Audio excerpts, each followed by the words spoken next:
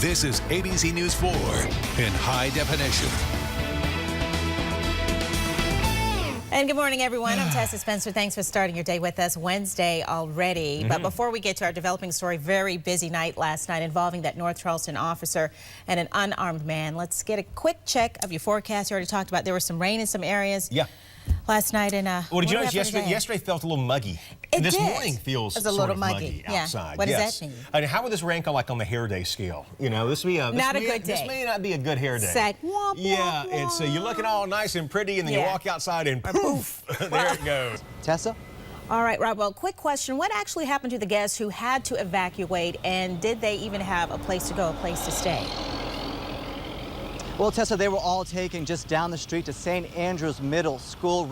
Happening today, setting some deadlines. A division of Governor Nikki Haley's Criminal Domestic Violence Task Force meets in Columbia. It's a group focusing on community education and outreach. The group putting together a survey. It's all part of the larger effort to combat CDV in South Carolina. A full report on the issue and possible solutions is due out by the end of the year. It's a topic State Attorney General Alan Wilson will talk about today. This run looks a whole lot different from her first campaign against Barack Obama. ABC's Elizabeth Herr has the details on the social media-driven campaign that is intended to focus more on the voters than the candidate. Good morning. South Carolina's senior senator is still testing presidential waters. During a stop on the Sunday talk shows, Republican Lindsey Graham was asked what it would take for Hillary Clinton to win. At the end of the day, here's her challenge. Hey, Tessa. Hey, guys. Good morning, everyone. Here's what's making news around the Low Country today. The shooting, which captured the nation's attention, could speed up the passage of a police body camera bill here in South Carolina. Just under 2 hours of highway driving south of Charleston to Beaufort County, down a winding dirt road on St. Helena Island. I came to stop in the Gullah Garden for a sit-down with one woman who's trying to keep the history of the Sea Islands alive. The Queen Quet, head from the body of the Gullah Geechee Nation and things like that. Translation, Queen Quet, head of the Gullah Geechee Nation.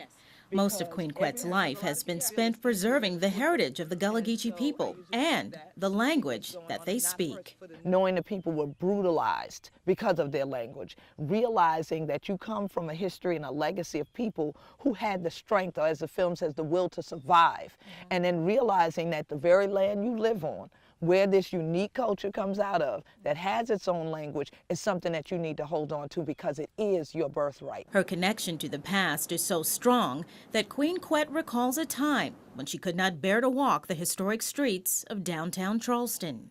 I would feel almost every energy, and it was harsh, it was brutal, it was painful. But the pain did not stop until she put pen to paper. I started writing, and when I finished this poem, that was the last time my feet ever burned.